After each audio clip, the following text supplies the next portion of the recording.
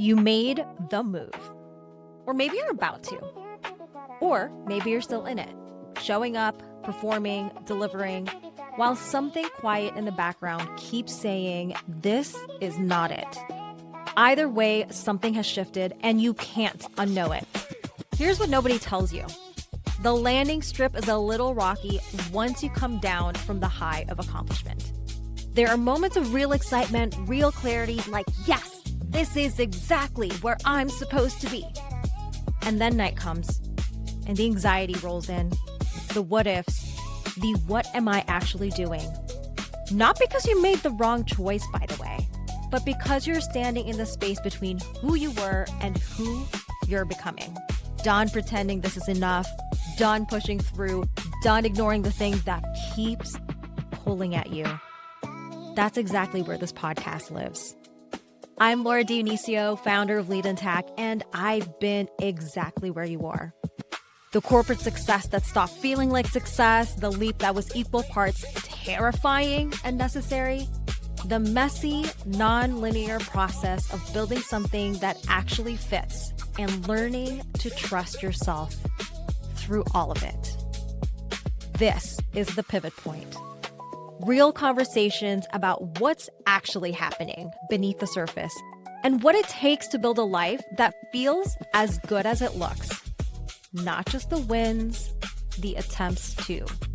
Because I'm not here to romanticize the journey. I'm here to show you what it's really like. Let's get into it.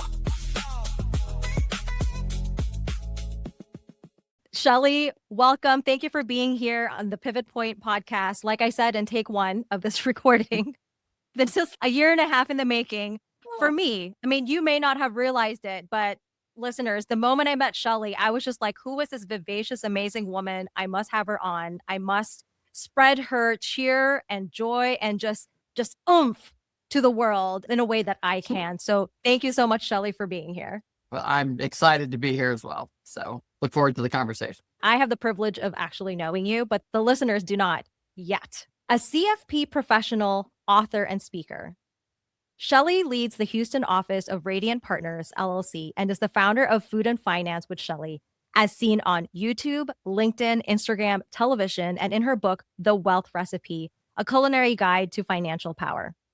Shelley's teaching style is unmistakable, warm, plain spoken, and free of the financial jargon designed to intimidate. Thank God. Sprinkled with humor and personal stories, Shelley has educated audiences ranging from 20 to 200 plus. Prior to finance, Shelley had a 19-year career in government and not-for-profit management and has a BA from Dartmouth. I probably mispronounced that in college. Dartmouth, that's okay. We're keeping that in. And a Master of Public Affairs from the University of Texas. She's a native Houstonian. Why are you giving me these words, Shelley? I didn't know. Sorry. It wasn't that good. Married for 34 years and counting.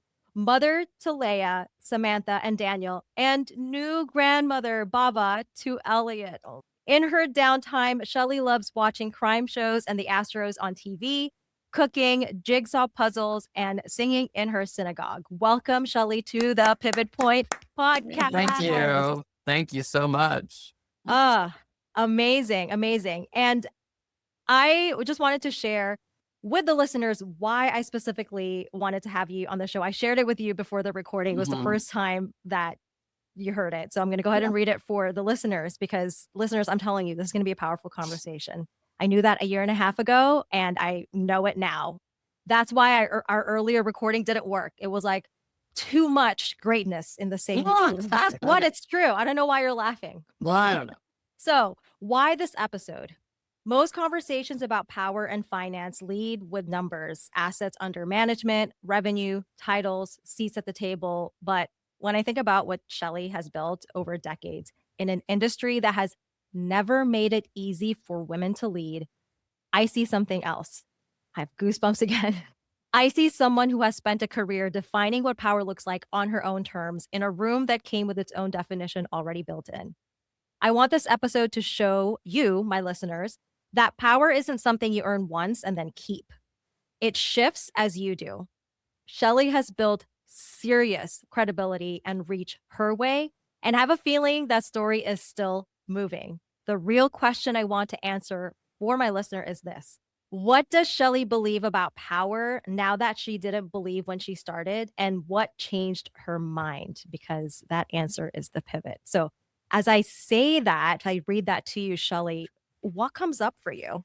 The first thing that came up for me is the idea when I was younger is that being powerful meant being loud, being pushy, being controlling, dominating a room. And that is definitely part of what power and leadership is. You have to be able to control the environment. You have to be able to manage outcomes. I mean, you got to lead. That's what people are looking to for. But what is not in that image is the idea of soft power, of subtle power, of allowing people to learn and grow and make their own mistakes. So one of the things I've learned as a manager over the years is that it's really easy, and we do it in our families. I freely confess I did it with my husband for years, just joking with someone about that today, telling them what to do, telling them how to do things. And that doesn't work, right? It just doesn't work. It doesn't work in business. It certainly doesn't work within a relationship with my husband and I. Why I thought I could tell him what to do and he would do it, I had no idea. It's taken me 34 years to figure this out. Still working. That soft power, that quiet power. Power doesn't have to be loud. Now, I am a naturally extroverted person. I'm what they call an extroverted introvert. Like I like being by myself, but I also like being in people and socializing and talking and expressing opinions. And I always wore lots of bright colors all the time, right? I always felt like I had to do that to stand out. And what am evolving into, I still love color and all that, but I'm now evolving into watching people grow and watching them learn and knowing that it doesn't have to be me. And that even transfers, like my wardrobe is changing, it's becoming much more balanced and not just all, brightness. And so I feel like from a psychological standpoint, it's really about how I express myself now as a leader and the confidence I have. When I was the former self, didn't feel confident leading. So I felt like I had to push all the time and drive it, go, go, go. Now I'm confident enough in myself and my abilities and my strengths and, my skill set that I can sit back and actually appreciate it and use it in a more controlled way, in a more quiet way, and still get the results I want. I would love if you would walk us through, because you just said something that I think a lot of our listeners can relate to, and I can certainly relate to. You mentioned that a previous version of you didn't feel confident, so you felt like you had to drive, you had to wear the bold colors, and maybe you still wear them today, but for a totally different reason.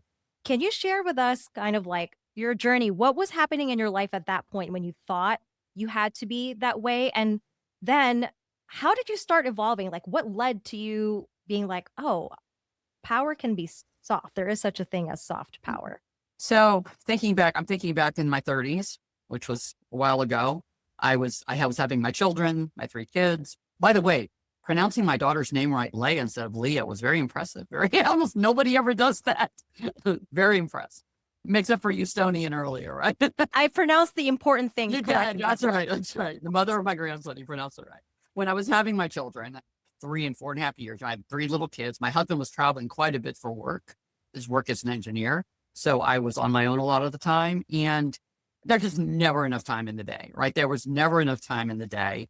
And so I felt like if I didn't push and drive and get it done, it either wouldn't get done or wouldn't get done the way I wanted it to. There's that perfectionism streak. And that dates way back to when I was a kid, and my late father, decent man, not criticizing him, but he was, when I got an A, he said, "Why didn't you get an A plus?" That's a quote.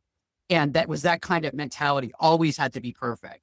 And so that extended into the workplace, right? And so therefore I couldn't delegate something to somebody else. Even if I had staff, I couldn't delegate it because, well, they're not going to do it as well as I can. They're never going to write it as well as I can grammatically. They're never going to do it like I do. It has to be perfect. And when you have that as your ideal, and as a parent, anyone who's a parent out there knows you can't, perfection it's not even an illusion. It's a vapor, right? It just does not exist. But that doesn't mean you translate that lesson to your workplace when you're in that situation. So as a parent, I was feeling like I was failing and making mistakes along the way. So at work, can't make those mistakes, right? Got to do it. So there's all that pressure. And so when you feel like you have to perform like that, then you have to control everything. And that goes into that really heavy, oppressive power. And then when I moved into the financial world, so I changed I had like 3 careers before I went into finance. I've had multiple careers. And when I went into finance in my mid 40s, I initially was kind of surprised because I had been in nonprofit technical, I'd been in areas where there were a lot of women. And I entered this world where it was almost all men, and men in dark suits, and men, and talking about how they were at the office at 6:30 in the morning and they stayed until 7. And I remember thinking one time, I was in an audience. I was the only woman in the audience of a group of advisors. And there was a guy on stage, a young guy saying, well, I get there and I read all the papers before 7 o'clock and all this stuff. And I wanted to raise my hand. I didn't. I wonder, excuse me, I don't have a wife to bring my kids to school. Like seriously, that was exactly what I thought. I was like, I could do that too. But then if I didn't have to bring my kids to school, take them to the doctor, get home, make dinner, clean, do laundry, that kind of stuff. So it was that whole attitude of I couldn't control that piece of it. So I had to assert myself as much as I could in this very, very, very male dominated world. And what I realized in there, I very quickly figured out that the language that advisors use, the language of power in the financial sector, was antithetical to how I think, how I talk, my passion for helping women, which has been there since I was a little kid, couldn't express itself. Everything is about like you said before, it's about performance, it's about numbers, and often the woman is overlooked. And so I felt that power shift and I was like, how can I do this differently? So that's, I think, probably the start of when I started to feel more of a soft power, because I had power when I would meet with a client, usually a woman and her spouse or just a woman who was alone. And she's like, God, nobody's ever told me this before. Nobody's ever explained this to me before. And I started explaining mutual funds as a shopping basket at the grocery store. I started using analogies that worked into people. So this was like a precursor to food and finance, long before food and finance came out. So I think that was when I never really thought it until now, but I think that's probably where it started, and then just evolved over time, went independent and was able to, and then when food and finance I've seen that piece of me. And also, honestly, just getting older, my kids are grown, they're set in their lives and have great spouses. And so I'm able to really focus on myself and say, there's got to be something more. And that's when I've identified this more softer side. I want to go back to something you said, because I think it's really important. And I feel like in like the 0.5 seconds that you said it, I feel like there were a lot of women are like, wait, what did she say? The moment where you said I think you said you were at a meeting and like some man, some bro, from some finance bros. Some bro. Yeah, nothing against finance bros. Maybe a little. Nothing. No. Maybe a little. Let's just be real. Hey, I've let the advisors in my life know what I think of the. Right. So when a finance bro was like, oh yeah, I read the papers by 7 a.m. and you had the thought of, well, I don't have a wife to take care of the household things. Otherwise I'd be able to do it too. I want to zoom into that moment because Shelley, I could tell that it was so natural to you. And this is why I was like, I must have her on a show. I also feel so strongly about women empowerment. And the thing is, I think there are a lot of listeners out there, women particularly, it wouldn't even occur to them to look at something a man said and they would say probably to themselves, oh, I'm not doing enough. So can you talk us through, like, for the listener who is like, oh my God, Shelley, the courage just to even have the thought, like for the listener out there who is just stopped listening because they were like, oh my God, I can think that way. Like what would you say to that woman who may be feeling less than or lesser than because they feel like they can't keep up to their male colleagues? That's a great question, because I've always been a little out there, a little sharp around the edges, shall we say. And so, but what occurs to me is, Laura, you know this about me. My focus in everything I do is on self-autonomy, particularly for women. That's really what drives me, what motivates me, what I want to spend the rest of my life in between time with my grandchildren, obviously, in the middle of my doing, and showing them the example of how women should have self-autonomy. And there's lots of pieces to that, and I'm not going to go down a lot of the rabbit holes there, but in my case, it's the financial autonomy. And if you have the financial autonomy, you can afford to say, well, gosh, that doesn't work for me. And so how did it was funny because it was a young kid. He was probably 15 years younger than I was, brand new advisor. And that whole brand new out of school finance degree, just I'm so good and look at me and all this stuff just always rubbed me the wrong way. It just always just felt like nails on chalkboard to me. So I was probably a little bit predisposed to be annoyed, but just to be basic. And I also think that, his point was, it was valid. You know, if you can spend all the time, the work you need to do to get ahead in this business, and a lot of people make a lot of money in this business, you have to be able to do that kind of stuff. Well, at least in the past, that was the traditional model. And what I was saying to myself is, well, no, I can't, you know, most of the women I know can't do that. Right. And this was 30 years ago, like 25 years ago. The world has changed a lot. Women's roles have evolved a lot. You know, men are contributing more in the family situation. So I think that for the women out there that can't imagine responding that way, I want to say your autonomy over your body, your thoughts, your actions, you should never give that away. And even if you're in a situation where you feel like you don't have choices, you always have a choice. I can't remember who it was that said that your response or your attitude is what you control. Oh, Eli Wiesel. What am I talking about? From the Holocaust. He said, the only thing you can completely control is your attitude and your response. And that's a paraphrase. So I would say, if I can say this on a podcast, kick a little ass. Yeah, it's true. I know. I'm sorry. What am I talking about? I have you on record. I have you on record. What am I talking about? Give my compliance officer a hurt. Anyways, next time you hear a man say something like that and you catch yourself going, and trust me, I have wallowed in the I'm not good enough, I'm not important. You know, I've always thought, I have fought my entire life the demons of I'm supposed to be accomplishing more. Why aren't I? I'm supposed to be earning more. You know, the guy advisors are making all this money. Why am I not making as much as they are? All of these things, right? I can torture myself with the best of them. But I would encourage your listeners to stop. When that voice starts, just put a hard no, kick it. Feel like physically you're kicking it in whatever part of the body you choose to kick him in. I can recommend a few, but again, we're a podcast.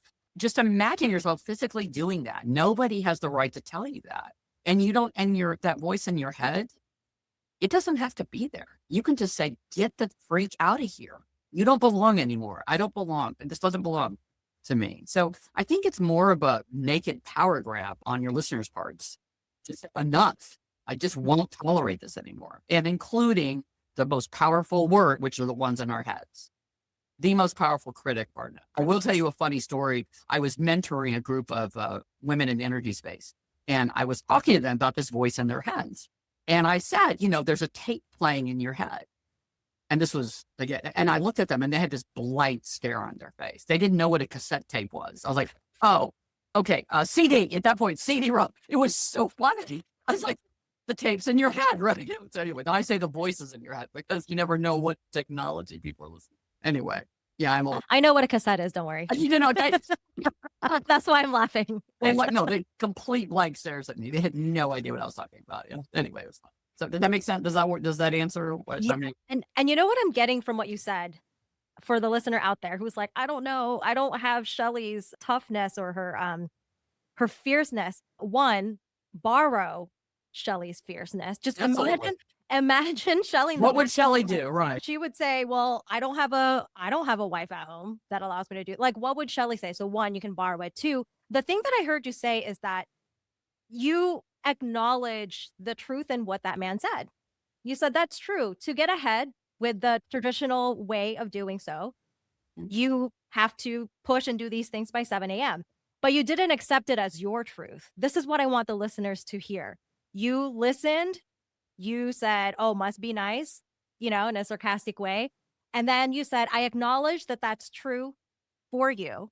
And then you started to talk about, but it's not true for me. So how else can I make this work? So walk us through that, because you mentioned that you realized that it wasn't just like that one young man at the time who said that. You're like, actually, the entire culture is, you said, antithetical to like how you believe, like to what you believe. So walk us through, like, if you were to slow down that moment when you were just like, oh no, not this. What happened then? A couple of things. Before I answer that, let me go back to one. I want to give an example. So when you talk about, taking, Shelley's acting like a badass, I want to act like her. Let me give you an example of how you don't know what's really going on in someone's head. Okay. We talk about faking it till you make it. There's always a public persona and a private. And so I was at my master's program, I was a commencement speaker, and I was on stage, big auditorium, the LBJ School, LBJ Presidential Library in Austin. And behind me, among others, was Lady Bird Johnson, sweet, the First Lady of the United States. And I had to do a eulogy. A dear professor had died the week before, and I was asked to do the eulogy. And so I got up there and I'm doing it, and there's a podium. And, I had my words and it was emotional, but I'm sitting here talking and reading my speech. And all of a sudden my right leg starts to spasm. And I'm not talking about a soft tap. I am literally talking about a shaking violently. And I'm behind the podium, so nobody can see it. And I'm literally stomping my foot behind me going like, stop, stop, stop. And the whole time. And again, the first lady's behind me, the dean's behind me, all those people. So I get through that. It was like, I remember it was so violent taking. And I wasn't sick. I was just nervous. And I get finished and all my friends came up to me and they're like, oh my God, you were so calm. How were you so calm? That was so emotional. And I'm looking at them like, are you on drugs? Are you kidding me? So here's the thing to remember. You're like, man, she's a badass. She can do anything. I can't be her. No. It's all how you present yourself. And I don't mean being fake. Be yourself. But you also, can project a persona. Nobody hears what's inside of you. That's you. And you'll be stunned at how people have no idea when you're nervous, no idea when you're scared. It's amazing. So I just wanted to kind of say that. Okay, so going back to, now I remember, I'm sorry. I was going back to the moment, but I can't remember the question. I wanted to make sure that people know. So just to reflect back on what you said, I think it's worth noting that anytime you see someone who's like a badass, and if you start to think to yourself, I can never be her, don't do that. Because to your point, you don't know what led them to become that person. You don't know what they're going through. Maybe their right leg is shaking. So thank you for sharing that. That's quite vulnerable to be like, and I was on stage. I know. Yes. Yeah, it was crazy. Yes. It was crazy. I love that. Yeah. Okay, the question, going back to the moment and like what happened? You had that, I don't know if it was a thought or if it was like a thought that kept coming up where you're just like, it's not just this one person or this one guy or this other guy. It's actually the whole culture in finance is like antithetical to how I think. So like walk us through that. And then what did you do next? Sure. From the first moment I walked into my job, I started at an insurance company, a big insurance company. I could tell that I was not like the others. Okay. Who was not like the others, in the book. And how I dress, I've never owned a conservative suit. I've never owned a conservative suit in my life. And so I could tell already that I was already kind of a little bit of fish out of water, but I was also really open. I've always been open. This is something that I encourage people to do. Open to opportunities. Life will throw you opportunities when you least expect them. And the way that I have managed to grow in my career and become the person I am is that I've always been open to those opportunities. I've never said, oh my God, I could never do that. Now, I was never offered, a NASA position or something. Okay. So let's be clear, but all the opportunities I've had, I've seen and I've jumped for them. And so I think when I walked into those offices and I quickly figured out the conservative nature, I decided to come in this industry because the recruiter, the sales manager recruited me, I was talking about long-term care planning. And that happened to be what I was going through with my father. It was his long-term carrier in 2007. And I had done that kind of work in healthcare and long-term care on Capitol Hill and with the federal government back in the 1980s after my graduate program. So I was very intimately familiar with the subject. And he immediately said, you could just focus on that. So I took that, which was not a typical financial advisory topic. It's not investing money. And there's a lot of advisors think insurance is just ridiculous and I can make more money in the market, and they don't understand that whole risk paradigm. And I've always loved solving jigsaw puzzles, always. And partly because my daughter Samantha loved it and it was something we did together. And so to me, immediately, there was long-term care and nobody was focusing on it. And they asked me what your warm market is. I don't have any rich friends. My family has no money. Women. I literally said professional women. And that was consistent with my message throughout my life, but I've been that way I've had that market for 20 years. And I said, because I knew women. Real quick, who was it that you were speaking with? Oh, my manager at the insurance company. So when manager. I would, because they want you to, this is what happens when you start in financial advising. What is your warm market? They want you to call everybody and bring an account. That's how you do it. In this case, it was selling insurance. This is a topic because because I started in the insurance space, I immediately realized when I would sit down with someone, how important it was to not just talk about their investments. And so from the beginning, because I was fortunate enough to start in the insurance space, which very few financial people do, I quickly was able to understand and utilize that awareness, particularly when you're sitting down with women. And I focused on women in the energy space. I'm in Houston, and it's kind of natural. And these are women, very smart, bright, accomplished women who had never had someone explain to them how their 401k worked, how their, what insurance they needed, how to protect their kids, what documents. They had never, and because I like solving puzzles, I've loved putting those pieces together. And because I knew I'm a visionary, I've had, I don't know how many personality tests over the years. I lose track of all of them. And they've all basically said the same thing. They used to say I was basically a commander in chief. And, I do take charge, but most of them are like visionary. I'm able to see things in the future. And this is the first time anybody had talked to these women. So when I was able to get someone in front of me, in the beginning, it's hard. When I was able to have those conversations, they're like, oh, man, I had no idea that this is what financial management and guidance could be like. And I didn't know I was supposed to be worried about this, or thinking about it or taking care of it. And so I think from the beginning, I rebelled almost immediately against the atmosphere. I grabbed onto that long-term care and disability were connected. Actually, I became a specialist in that area. And I was already able to distinguish myself as a different type of advisor. And then I went to an investment, a wirehouse. And I'm not saying names to protect the innocent kind of thing. And I went to a wirehouse and they're all investment focused, but I carried that with me. And when I would talk to the women again and their partners and men, worked a lot of men too, I was always the first advisor to talk to them this way, to ask them about their families, to talk about their personal lives. How are their kids? And they just weren't used to that. And so that was my way of saying, no, there's a better way to do this. The other thing is I've always hated when people try to use fancy language to intimidate me. I'm a really smart person. I've got a, elite degree and all these things. Okay. So I can keep up with a lot of smart people, but you don't have to pretend to me that you're smarter than I am. And I never wanted to pretend to my clients or my prospects that I was smarter than they were, because I wasn't. They just know different things than I do. Right. My husband's an engineer. My son's I've got science people all in my family. I don't have any freaking idea what they're talking about. Like, it is just mishmash in my ears, but that's okay. And so I don't need to impress someone with my intellect. Now, that's a growth, by the way. When you're young, you don't always realize that. As I grew older, I realized it's not just about how smart you are. It doesn't matter. One more point I would make is a communication style. So there's so many women listening are like, when I'm in an industry, there's a lot of guys, the guy next to me who doesn't do as good work as I did, got promoted and all those things, right? We can have the most powerful message there is. I use the Gettysburg Address as an example, where I think everybody would agree on all sides. Gettysburg Address is a pretty important speech. If I'm saying the Gettysburg Address and you, Laura, are not tuned into what I'm saying, I used to use radio channels as an example in this, and obviously nobody listens to radio anymore, but I used to say your radio is tuned to a different channel. So if you're on a different streaming platform, whatever you want to say now, it doesn't matter what I'm saying. If I'm not saying it in a way that matters to you and it's relevant to you. And so I think that's how I had my little quiet rebellion, right? I never went with the flow. And frankly, did it mean I didn't make as much money as some of my colleagues? Yeah, it did. But that's okay. That's all right. I was doing it the way I could be true to myself. So I wish I'd go back in a time capsule in my 30s and tell my Shelley in my 30s that, really, you have so much more power than you know. You have so much more control and autonomy than you know. I had to learn. And go through a lot.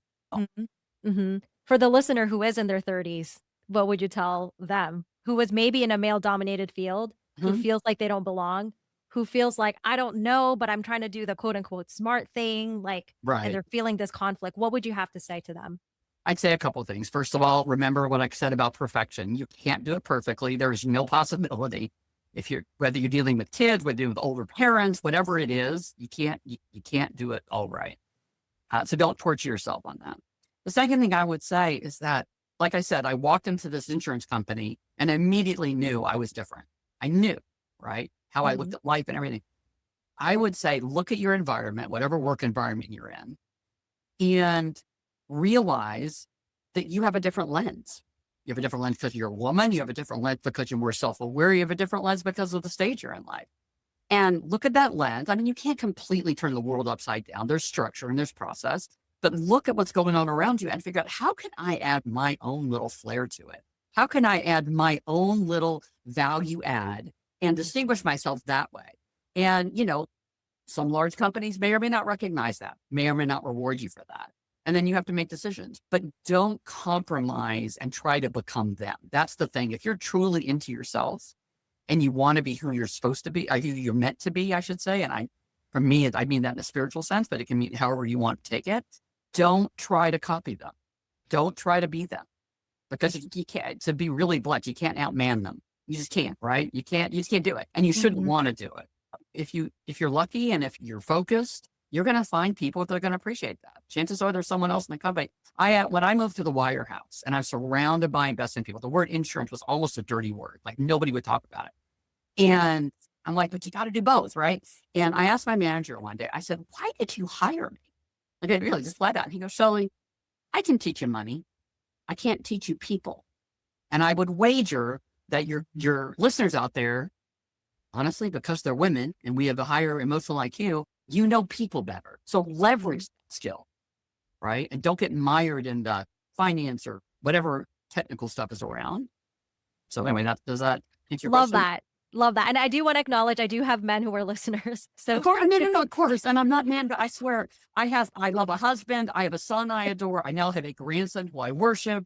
I have 2 great son-in-laws. I've got 2 male cats. I promise you, I am not a man-hater. Yes, I have plenty of male clients. Yes. Well, what we're talking about more is kind of like, really the patriarchy and like the male-oriented systems, because there are probably men out there, like listeners, who are also feeling like they don't belong. Like the same thing. So just know that this is also for you.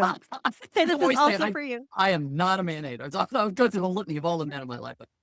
Yeah. And I just want to reflect back, because what I think the listeners can gain even from just this example that you gave is, okay, so here are the steps as I saw them based on your story. 1, you acknowledge what was true.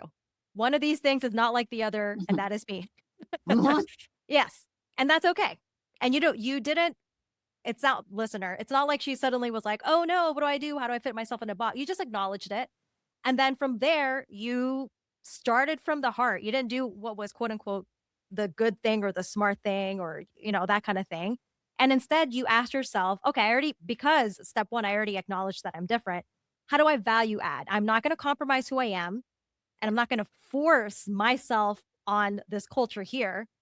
How can I add value to what's existing? So that's 2. And then 3, you noticed a pattern. You were curious. You noticed a pattern. 4, you said there's got to be a better way to do it. And you started exploring, it sounds like. 5, you simplified, right? You simplified. You didn't try to use really technical jargon because you're coming from the heart. You're like, I really want to help this woman in front of me. You weren't coming from, I want this woman to see that I'm really smart. You're like, no, service-based. And then the last part is that you communicated in a way that you met your client where they were. Is that about? Yeah. And I listen, that was great. I would say when you start off in the beginning, you don't, like you said, you don't have to trash everything. Okay. You have to work within a system, a process. You have to work within it. And then, like you said, make it a value add just a little piece, a little bit more. And gradually people will evolve without even realizing they're evolving. Right. I mean, it's, I should say also, I have great male friends who are advisors, including my business partner. Yeah. So I just be really careful. They're used to me though. They're like, we know you're not male, but we know. I get it. Yeah, I get it. Yeah. But for my male listeners, I'm like, no. Please don't run. Yeah, we're real. I promise you, we don't hate men. And I work with a lot of men. I promise you. I want to pivot a little bit because I want to hear more about food for finance. Because I remember when I first heard it, I was like, wait, what? What? Wait, what? Oh, yes. Tell us about. It is kind of a what? It's a what? Yeah. Yeah. So, how did that come to be? What is? So no, thanks for asking it. So I will say, remember when I made a comment a minute ago that opportunities come to you and I grab them. I don't hesitate a lot. And, and there can be downsides to that. It's something that should be maybe thought out better, but it's just how I'm wired. And back in 21, remember, we were all still in our homes, right? Pretty much locked down. And I did a virtual cooking class for the women in my sisterhood at my synagogue. And I made on my iPad, nothing professional, and we had Hollywood squares, about 20 of us. And I made kosher chicken pot pie, which, by the way, is delicious. And it was really a lot of fun. And I'd always been told I should be on camera and on film, but I was like, okay, fine, whatever. I poo-pooed it. I didn't listen. I was like, no, that's not me. So I brought it up the next Tuesday. I was in a meeting with LinkedIn and coaching group I was in. And I mentioned, I said, oh man, it was so fun doing this class. I said, but I got to focus on making money. Yep. Can't get distracted. Got to focus, got to make money, got to help my family.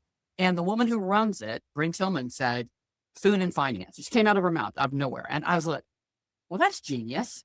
And then everyone I said it to, and even my best friend, everyone knew me, and said food and finance. And their mouth, literally, they have the same physical reaction. I mean, if you're listening, you don't know, I'm dropping my jaw. Like, it was speechless when I told everyone who knew me that, oh my God. And it, to use a pun, it fed into my desire to explain money in a different way. I'm also, my happy place is the kitchen, which I'm getting more and more aware of as this is going on. So this was in 21. However, I was still not quite ready because the financial, I didn't know what to do. Again, no one's ever done this, and still no one but us is doing it. And I have a dear friend, a dear sorority sister who's a marketing person, and she is I tease her gently, she's a dog with a bone, man. And she heard this. She goes, oh my God, I want to help you do this. Her daughter's a videographer, had all this talent around her. And she goes, I want to do this. And I was like, okay, whatever. Anyway, she wore me down. She literally wore me down. And wait, hold on. Shout out to your sorority sister, because we all could use a sorority, like somebody in our life like that. Terry. She is Terry. Yeah, she's in Winnetka. Yeah, like she would not let it go. And to this day, she's the one who keeps me going on doing that. I'm like, oh, I don't want to do that. Oh, it's too much trouble. No. So I formed the name. I got an account with the name, and in August, her daughter, who's a professional filmmaker and photographer, came down to my kitchen, and we filmed the first season of Food and Finance, and we've done 5 seasons now. I've got a book out that came out last year, The Wealth Recipe, and we've got a heavy loaded YouTube channel. I'm on Facebook, on LinkedIn, Instagram, all that stuff. Also, the last 6 months, I was on channel 39, CW39, which is a Nexstar Media local station in Houston.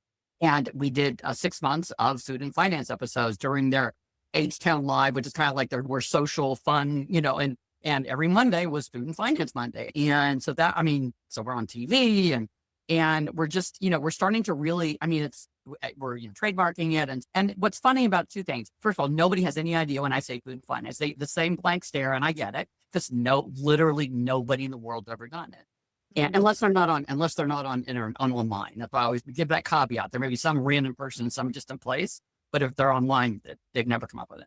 And then the second thing is, so I get that blank stare, and I try to explain. And finally, I realized, instead of explaining it, I'm like, just go to YouTube and watch one of the videos, or watch CW. Really, just watch one video, and you'll get it. You'll understand, right? And of course, I'll say my book and whatever. But it's such a fun way, and it's all about disarming money. So getting back to that communication, that lack of trying to show off how smart I am, right? That communication channel, that issue I said, everyone learns differently. And, I bring it up to people, how we used to learn, like on Sesame Street. We learned our letters and numbers through comics and cartoons and puppets. We didn't have books in front of us and lectures.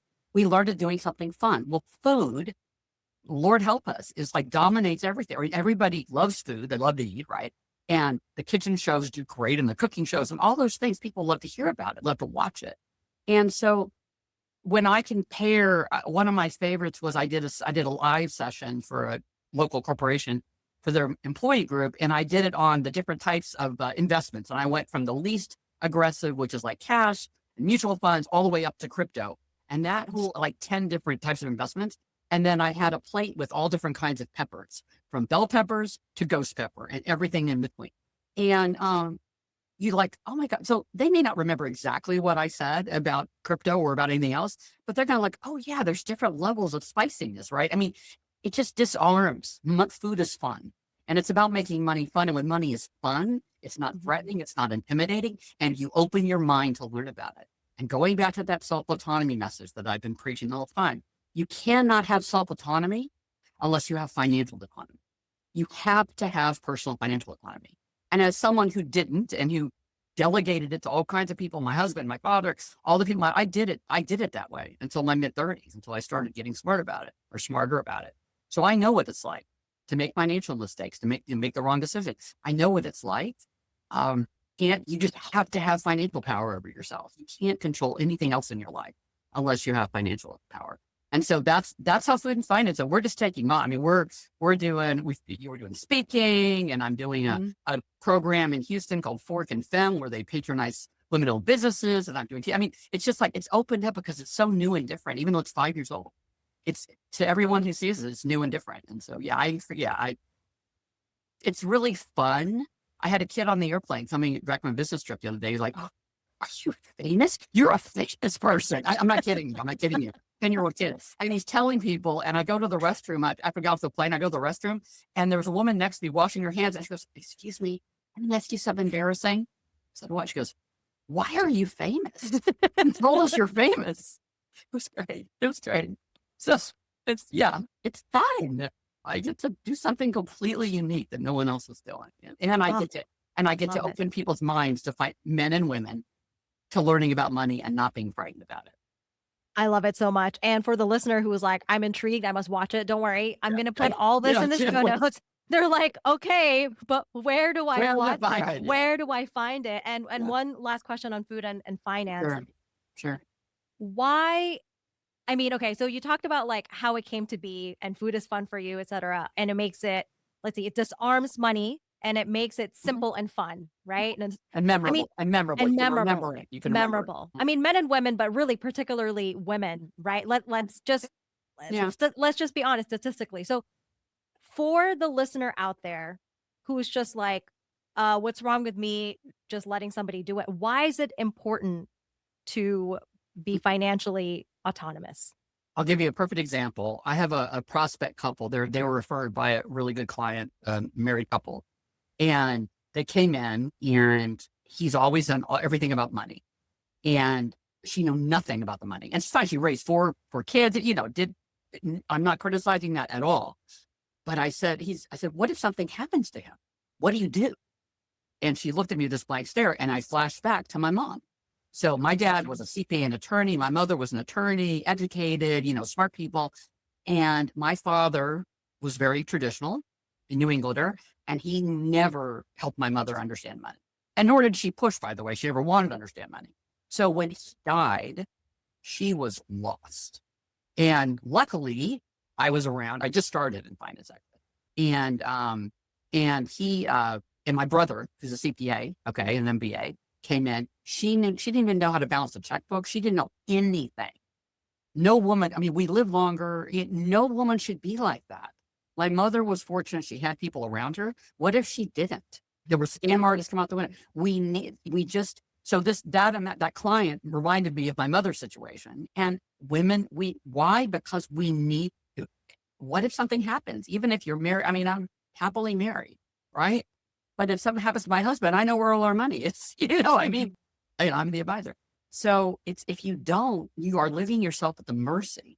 I talk to widows who have no idea what to do. Divorcees have no clue what to do. And so I've always said, I'll manage your money. You don't have to understand everything I'm doing because like your doctor, you don't understand everything your doctor knows or your lawyer, but you got to know the basics. You don't get to walk away from me and not understand anything I'm doing. Because the worst thing in that is when a woman says, or a man, says, well, it's okay. I just trust you. Do whatever you think is right. From a compliance standpoint, that's a tough one.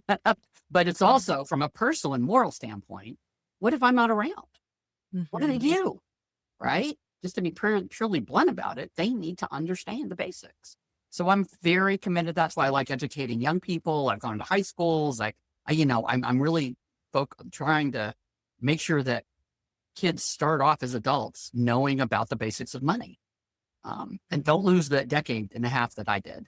So, so compelling. And I lied. I have one more question related to food and finance. Can you give us maybe like your favorite analogy, food analogy or cooking analogy that you tell your clients who are just like, oh my God, I'm so intimidated. I don't even know where to start. What's your analogy? This gets back to my favorite chapter in the book. It's called Risk, Redefining Risk. It's one of the topics I'd love to talk about because men and women, but especially women, have a very distorted view of what's risky when it comes to money. And you have to reposition, just your whole paradigm about risk needs to change in order to grow wealth, that you deserve. And the analogy is I love pie. I love pie. It's one of my favorite desserts. But I would never make a pie crust. Because I was scared of pie crust. I was literally scared of it. And I love a good pie crust. The flaky, it's like one of my favorite parts of the pie. But I would never make it because I was always afraid, it had to be just right and you could mess it up. And literally I was intimidated by this dish. And so I'd buy the frozen ones and everything. And then when we started Food and Finance, I was like, like, I need to start thinking. And I was talking to a friend, one of my dear friends, her son, who I've known since he was a child, and he loves to cook. And he said, Mrs. Nadel, looked at me straight in the eye, very stern. He goes, high crust knows your fear. And he said, and I was like, I don't know, we're sitting on their patio. And he goes, you got to do this. You got to do this. And so we ended up doing a video. One of my favorite videos is the blueberry pie one. You'll see the little thumbprint. And because I faced my fear, and you just have to face it. You just have to, and take a small step. Just take a small step. And that's honestly why we wrote the book. One of the reasons is because, and we wrote it in very, it's not childish language, okay, but in simple terms with client stories and humor. And, it's just, short chapters. So you don't have to oh God, it's like War and Peace, right? Learn about my money. And you can pick it up and put it down. It's paired with videos. And so we wrote that because we want to disarm it. You have to deal with this. And as someone who avoided money subjects and budgeting and everything for so many years, it doesn't make it better. Mm-hmm. It doesn't help. And so that's, that's one of my favorites. I have lots of favorites. And honestly, I've made so many recipes. I have to look at my spreadsheet of which one was which food point, right? That one I remember because it was my favorite, but there's so many. I mean, and how did you feel after you made your first pie crust? Oh, I was so proud. Oh my God.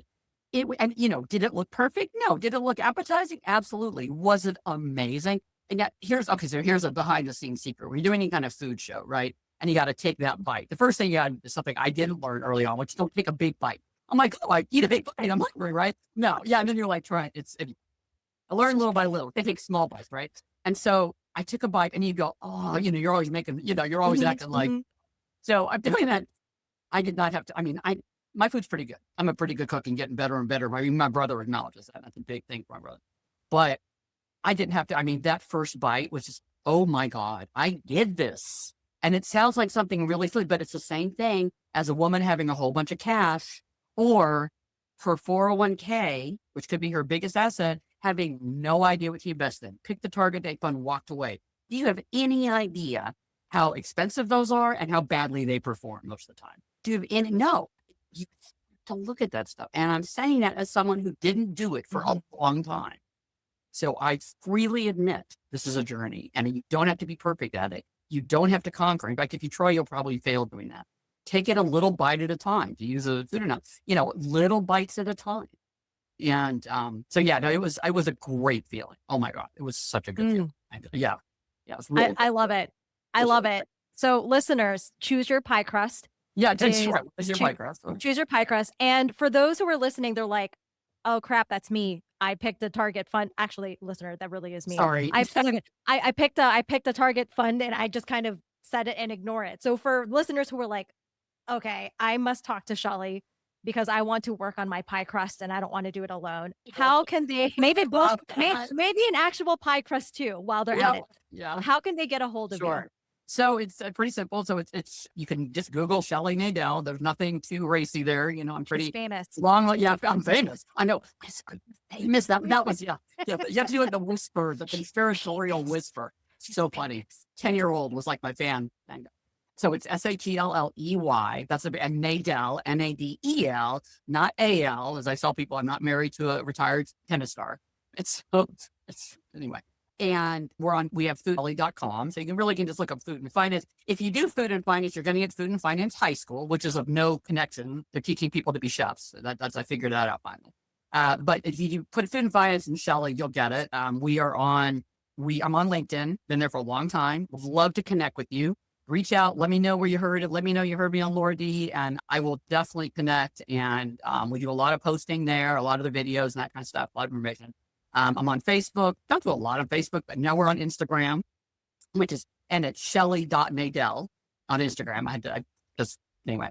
And we're on, and if you Google CW39, which is the channel, the TV channel, and then go to their H-Town Live link, and then look for my name, and you will find all the stuff that we did. We did some fun stuff. Our last one was cryptocurrency and a simple bourbon sauce, and the value of using an exotic ingredient. Don't use a lot of it. Just a little bit of it will go a long way. And I love that one. I love it. So listeners, all of the links will be in the show notes. You can watch Food and Finance and be hungry for both the food that she makes and also for Oh, information. I Go forgot. I'm ahead. sorry. And of course, the book is on Amazon in paperback and hardback and ebook. I'm sorry, not ebook. We're working on the ebook, and we're working on the audiobook right now. Love it. Shelley is famous, and all of That's- these links are. Did I get it? You got Very it. good. Very good. The conspiracy was right there. I love it. I love it. So all of this is going to be in the show notes. I have one last question that I ask all my guests. Okay. And the question is, if your life was a book, what chapter would you be on, and what would be the title of the chapter? The title would be Just Getting Started, and the chapter would be, I would be chapter 6 out of 12, I think. So kind of the middle. Yeah. Ooh, kind of the middle. Yeah. Oh, I'm I not like nearly ready. I intend to torture my children, my grandchildren, and my great grandchildren for a long time. I intend to be really, I have lots to do, and I lots like of it. lots of women and men to impact. And I, going back to that, I'm a person of faith, and I believe very strongly I'm here for a reason, and I don't have the right not to carry that out. It's my obligation to have that impact. And what I love, Shelley, is that you have had such a great career already, many pivots I wouldn't even cover in this one Yes. episode. And the chapter is called Just Getting Started. So listener, if you are hearing yourself say, I'm too old to start this. Oh. Nope. Nope. Exit Nope. that. Nope. I'm almost on Medicare, ladies and gents. Social Security not far behind. So nope, doesn't mean anything. Love it. Shelley, thank you so much. Oh. This hour flew by. It did. I can't believe, yeah. This was so good. Thank you so Well, much. and I idolize you, by the way. Your pumpitude, listeners, you don't know this, but she inspired me in my strength training, and I'm now deadlifting over 100 pounds. And it really was Laura and our friend Amy who inspired me. So I just want to point that out. Yeah, you are. Thank you. And I've watched you grow and, get so much more, build so much already. And it's been really fun to watch. Thank you. Thank you. I receive. And also, yeah, when you shared that you did over 100 pounds, I was just like, let's go. Let's go. That's right. Anyway, well, thanks so much. I really appreciate it. And listeners, please feel free to reach out. I'm always available as a resource. Big thanks to Shelley Nadel for being so open and so real in this conversation. This is exactly the kind of story I created this podcast for. Because when you hear someone else say the thing you've been feeling but couldn't quite name, something shifts. If this episode resonated, share it with someone who needs to hear it. You probably already know exactly who that is. And if you're sitting with something after this conversation, that feeling that good enough stopped being good enough a long time ago, I want to talk. Book a free 20-minute clarity call at leadintact.com/booking. That's where we figure out together what's actually going on and what your next step looks like. All of Shelley's details are in the show notes. Go show them some love. And with that, I'll see you next time.